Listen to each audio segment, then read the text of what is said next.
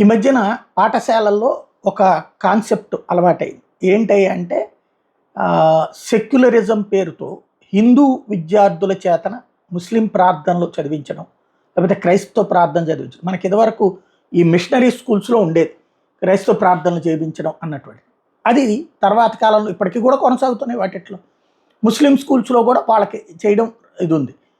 అక్కడ చేరే వాళ్ళకి వేరు. ఇక్కడ హిందూ స్కూల్స్లో అంటే లేదా ప్రభుత్వ పాఠశాలల్లో కానీ హిందూ పాఠశాలల్లో కానీ కల్మా చదివించడం అన్నటువంటి కాన్సెప్ట్ మీదన ఇప్పుడు మా ఏదైతే రాజస్థాన్లో వివాదం నడుస్తోంది దాని మీద ఇప్పుడు ప్రధానంగా ఎందుకు ఇట్లా చేస్తున్నారు అన్నటువంటి పాయింట్ మీదన కంప్లైంట్ వచ్చిన నేపథ్యంలో విచారణకి ఆదేశించారు. ఎలాగ చేయిస్తారు అన్నటువంటి దాని మీదన